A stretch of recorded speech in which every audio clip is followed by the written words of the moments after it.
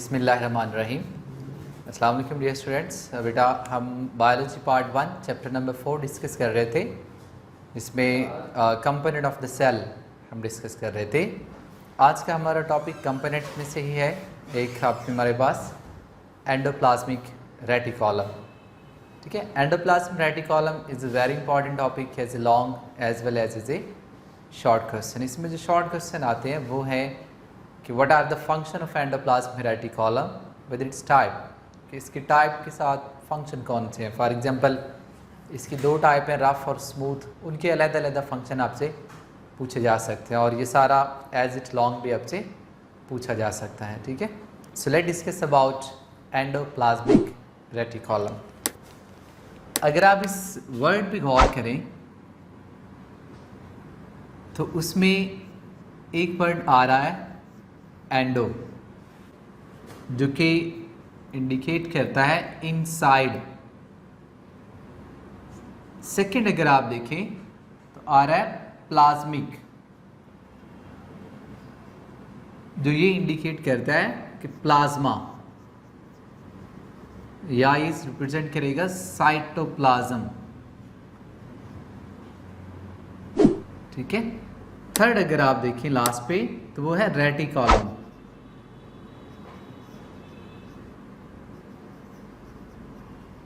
Reticulum that mean network, ठीक है। ये इस जितने भी वर्ड लिखे हुए हैं उनका मतलब है endo inside, plasma mean cytoplasm, reticulum that mean a network channel. आपने कभी शायद टर्म सुनी हो रेटिकुलेट वेनेशन, उसमें भी ऐसा होता है। लीव्स के अंदर रेटिकुलेट वेनेशन है, दैट मीन नेटवर्क है वेस्कुलर टिश्यूज़ का। सो एंडोप्लाज्म रेटिकुलम एक्चुअली क्या है? Actually it's a network of channels which extend from nuclear membrane toward the plasma membrane, that is known as a endoplasmic reticulum. So you can define it a network of channels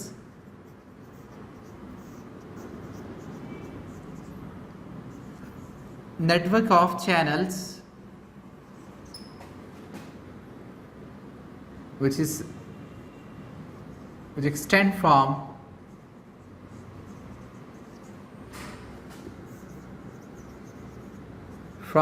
nuclear membrane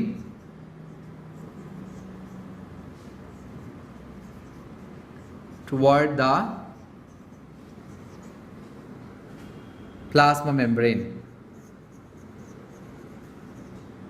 उस network को हम कहते हैं endoplasmic reticulum, कि पूरा एक network होता है। चैनल दैट मीन रास्ते। अगर आप इसका स्ट्रक्चर देखेंगे ना तो आपको ये पाथ्स नज़र आ रहे होंगे, रास्ते जो है वो आपको नज़र आ रहे होंगे।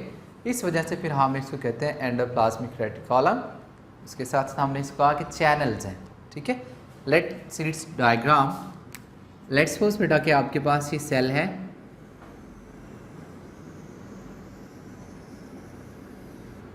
ठीक है। अब इस सेल के अंदर यहाँ आपके पास न्यूक्लियस है। इस न्यूक्लियस की डबल मेम्ब्रेन होती है, एक आउटर और एक इनर।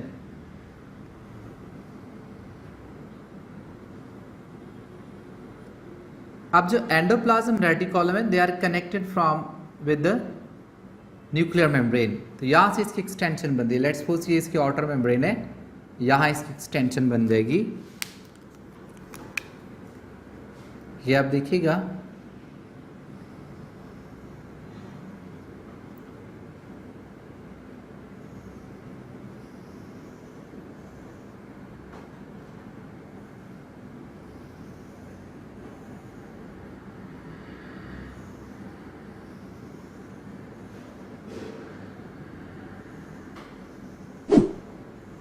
ठीक है। इसी तरह आप दूसरी साइड पे भी ड्रॉ कर सकते हैं।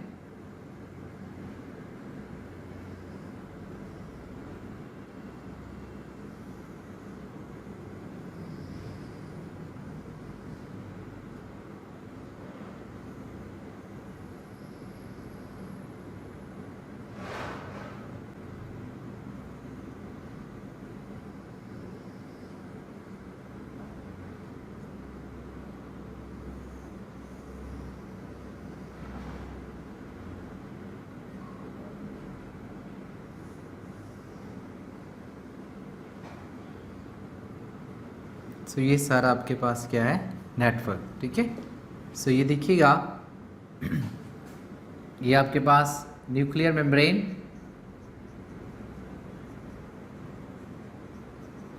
और ये आपके पास है प्लाज्मा मेम्ब्रेन, और ये सारा वो आपके पास क्या है, नेटवर्क है। वो पूरा चैनल्स नेटवर्क्स यहाँ पे प्रेजेंट है, जो कि देखिए न्यूक्लियर मेम्ब्रेन से स्टार्ट हो रहा है और ये पूरी प्लाज्मा मेम्ब्रेन तक फैला हुआ है। इसी तरह आप यहाँ देखेंगे तो इधर भी ये सारे का सारा क्या हुआ है, फैला हुआ है। तो ये नेटवर्क जो है इसे हम कहते हैं एंडोप्लाज्मिक रेटिकुलम। अगर आप इसमें देखें ना तो इसमें आपको एक स्पेसिफिक स्ट्रक्चर नज़र आ रहा है, फ्लैट एंड सैक। आप किसी एक को देखिएगा, यहाँ पे देखिएगा, ये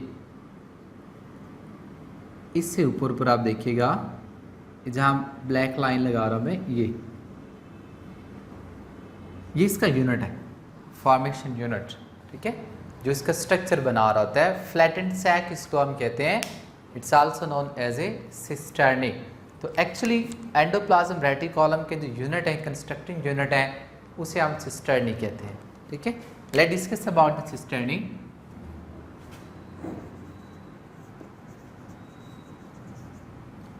सिस्टर्नी एक्चुअली क्या है, it's a flattened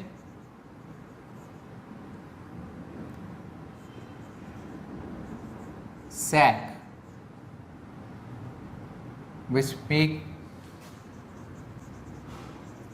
which is structural unit of endoplasmic reticulum, ठीक है। अब इस सिस्टर्नी का फ़ायदा क्या है, एक्चुअली ये फ्लैटेंड है और सैक है। सैक हम कहते हैं जिसकी कोई एक ओपनिंग हो। तो इसकी अफादियत ये है कि इसके अंदर जितना भी मटेरियल है ना,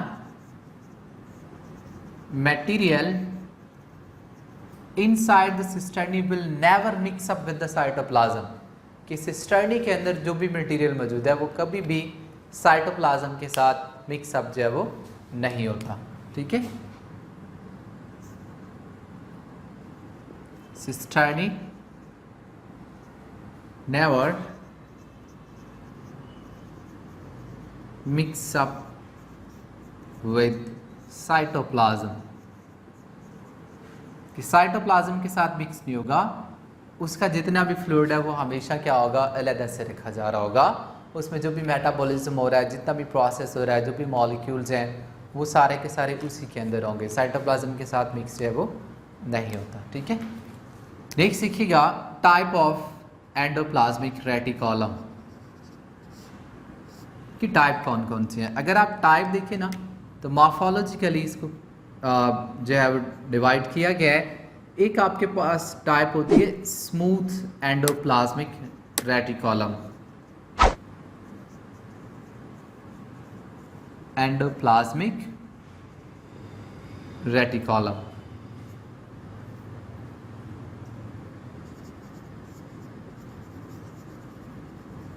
सेकेंड टाइप होती है रफ एंडोप्लाज्मिक रेटिकुलम, ठीक है। ये दो टाइप के। अब इनमें फ़र्क क्या है, अगर आप देखें ना रफ को, रफ एंडोप्लाज्मिक रेटिकुलम, इसे आप शॉर्ट फॉर्म में लिख सकते हैं RER, रफ एंडोप्लाज्मिक रेटिकुलम। अब इसमें क्या होता है कि इसकी सरफेस के ऊपर राइबोसोम प्रेजेंट होते हैं, ठीक है। On its surface ribosome are present,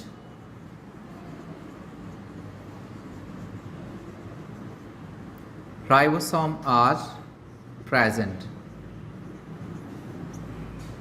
ठीक है। उस वजह से इसकी सरफेस थोड़ी सी क्या हो जाती है, रफ हो जाती है।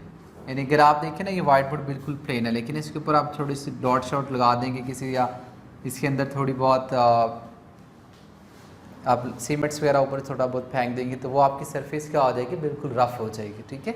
यहाँ पे अभी ये बिल्कुल स्मूथ है, ठीक है। सो ये रफ एंडोप्लाज्म रेटिकुलम जो है वो इसमें प्रेजेंट होंगे। लाइक आप देखिएगा कि लेट्स सपोज ये न्यूक्लियर मेम्ब्रेन, यहाँ पे आप देखें ये न्यूक्लियर मेम्ब्रेन है। अभी पूरा मैं नहीं बना रहा, सिर्फ न्यूक्लियर मेम्ब्रेन। अब इस न्यूक्लियर मेम्ब्रेन से यहाँ पे वो एंडोप्लाज्मिक रेटिकुलम, ये एंडोप्लाज्मिक रेटिकुलम है।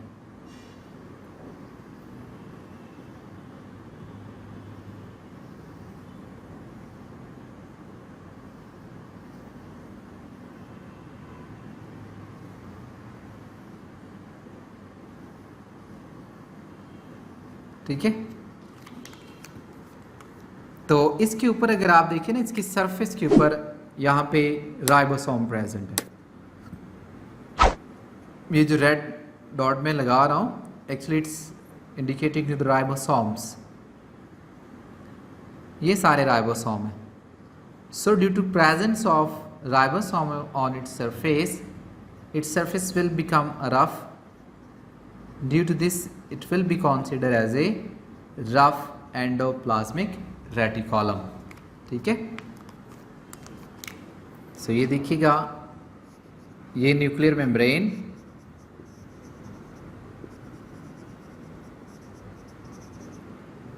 ये एंडोप्लाज्मिक रेटिकुलम,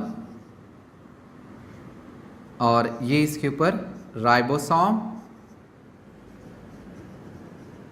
और राइबोसोम की प्रेजेंस की बुनियाद पर ये क्या है, रफ एंडोप्लाज्मिक रेटिकुलम। ठीक है, ये इसकी टाइप है। नेक्स्ट अगर आप इसकी टाइप देखिए ना, तो वो है स्मूथ एंडोप्लाज्मिक रेटिकुलम।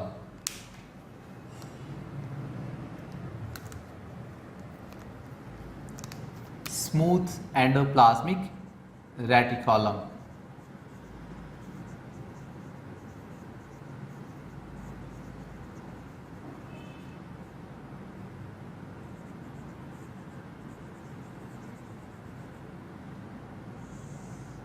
ओके बेटा, स्मूथ एंडोप्लाज्म रेटिकुलम को अगर आप देखें, so on its surface there is no ribosome, यानी इसकी सरफेस के ऊपर क्या है, नो राइबोसोम। अब इसमें राइबोसोम नहीं है, तो इस वजह से इसकी सरफेस क्या है, वो बिल्कुल स्मूथ है। इसी वजह से ये कहलाते हैं स्मूथ एंडोप्लाज्मिक रेटिकुलम। ठीक है, अगर आप इसको डायग्रामेटिकली देखना चाहें तो ये न्यूक्लियर मेम्ब्रेन और इसके साथ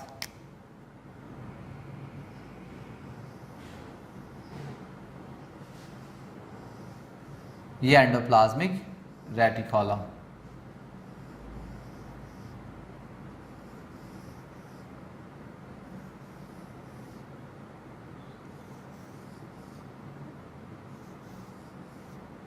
ठीक है, यहाँ न्यूक्लियर मेम्ब्रेन को इंडिकेट करने के लिए यहाँ पे थोड़े बहुत पोर बना दें, बिकॉज न्यूक्लियर मेम्ब्रेन के अंदर न्यूक्लियर पोर प्रेजेंट होते हैं ये। ठीक है, अब इसकी सरफेस के ऊपर राइबोसोम नहीं है, सो इनकी सरफेस क्या है, बिल्कुल स्मूथ है। So that is why it will be considered as a smooth endoplasmic reticulum. ठीक है, now let's discuss about the function of endoplasmic reticulum.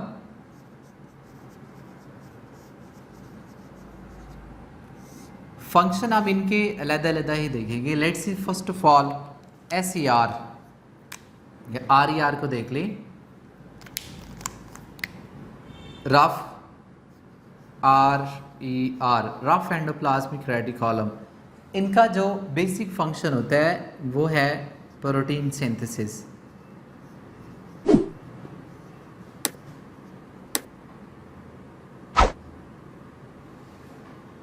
Protein synthesis क्यों है प्रोटीन सिंथेसिस? बिकॉज इसके पास राइबोसोम प्रेजेंट है। ठीक है, और राइबोसोम का जो प्राइमरीली फंक्शन है वो प्रोटीन बनाना है। तो जहाँ जहाँ भी राइबोसोम प्रेजेंट होंगे दैट मीन वहाँ पे प्रोटीन बनाई जा रही है। सो इसकी सरफेस के ऊपर राइबोसोम प्रेजेंट है, इसलिए इसका जो बेसिक फंक्शन है वो प्रोटीन को सिंथेसाइज करना है। ठीक है, इसी तरह आप देखिए दूसरी टाइप है SER। SER के अगर आप फंक्शन देखें तो इसके फंक्शन काफ़ी ज़्यादा है। For example number 1 lipids metabolism.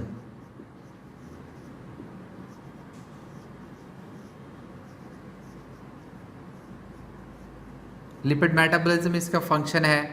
फिर अगर आप देखें डिटॉक्सिफिकेशन,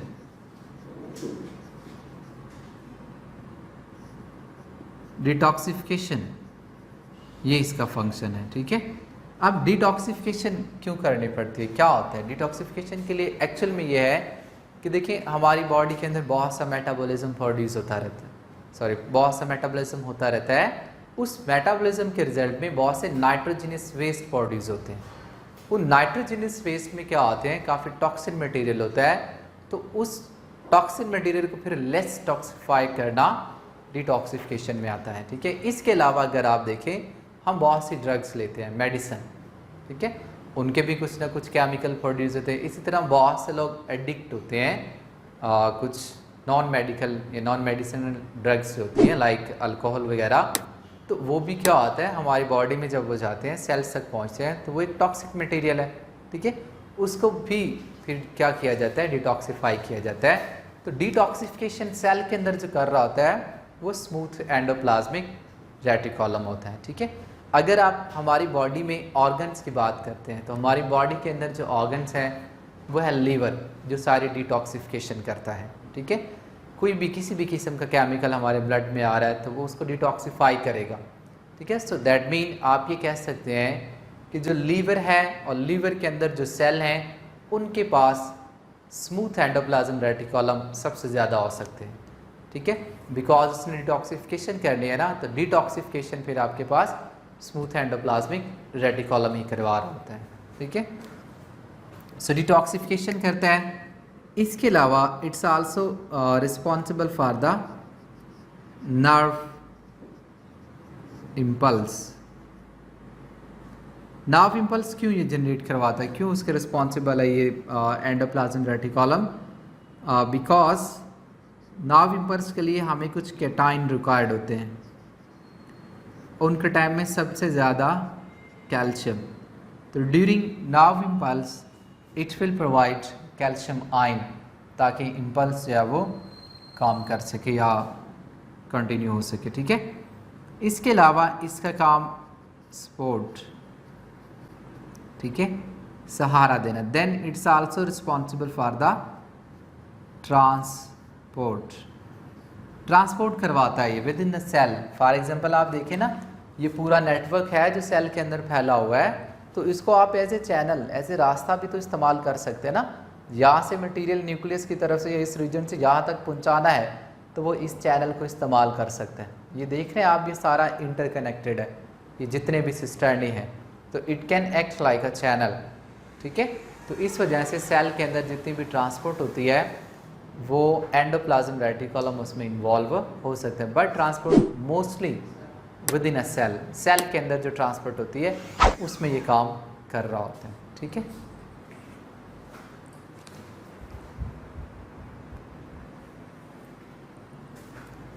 ओके, सो ये आज का हमारा टॉपिक था endoplasmic reticulum. It's very important. अब इसमें देखें क्या कहाँ से कैसे पूछा जा सकता है।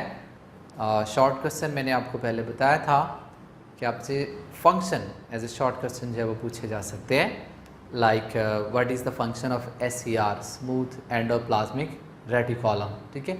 इसके अलावा स्मूथ एंडोप्लाज्म रेटिकुलम में से आप में से MCQs भी बन सकता है, पूछा जा सकता है MCQs। For example which organelle perform detoxification, ठीक है, या which part of endoplasm reticulum will perform detoxification, ठीक है, कि कौन सा एंडोप्लाज्म रेटिकुलम डिटॉक्सिफिकेशन का काम करता है। या MCQs आ सकता है कि लिपिड मेटाबॉलिज्म किसका फंक्शन है, ठीक है। या आ सकता है कि which endoplasm reticulum is responsible for the protein synthesis. तो ये MCQs आ सकता है। शॉर्ट क्वेश्चन के लिहाज से what is the function of endoplasm reticulum overall भी पूछा जा सकता है। अगर आपसे ओवरऑल पूछा जाएगा तब भी आपने क्या करना है, स्मूथ का अलग से लिखना है और रफ एंडोप्लाज्म रेटिकुलम का अलग से लिखना है, ठीक है। इसी तरह अगर आपको अलग क्वेश्चन पूछा जा सकता है कि रफ का क्या फंक्शन है, स्मूथ का क्या फंक्शन है, ठीक है। फिर इसमें क्वेश्चन आपसे पूछा जा सकता है कि what is difference between the smooth endoplasm reticulum and rough endoplasm reticulum. इन दोनों में डिफरेंस करते हुए आपने दो तरह से ही एक्सप्लेन करना है। That mean number 1 morphological difference और number 2 functional difference. For example अगर आप देखें मॉर्फोलॉजिकल डिफरेंस तो उसमें क्या था कि जो आपके पास रफ एंडोप्लाज्म रेटिकुलम है उसकी सरफेस के ऊपर राइबोसोम प्रेजेंट है, और जो स्मूथ एंडोप्लाज्म रेटिकुलम है उसकी सरफेस के ऊपर राइबोसोम प्रेजेंट नहीं है। ये मॉर्फोलॉजिकल डिफरेंस है। फंक्शन में अगर आप देखें तो रफ का काम ज़्यादातर प्रोटीन सिंथेसाइज करना है, जबकि स्मूथ एंडोप्लाज्म रेटिकुलम जो है वो लिपिड मेटाबॉलिज्म भी करवाता है, डिटॉक्सिफिकेशन भी करवाता है। ठीक है, तो ये सारा क्या है, फंक्शनल डिफरेंस है। तो अगर आपसे शॉर्ट क्वेश्चन ये पूछा जाए कि function difference between SER and RER, तो आपको दोनों तरह से ही बयान करना पड़ेगा। ठीक है, सो ये आपका लेक्चर है, होपफुली कि आपको समझ आई होगी। ठीक है बेटा, टेक केयर, अल्लाह हाफिज़।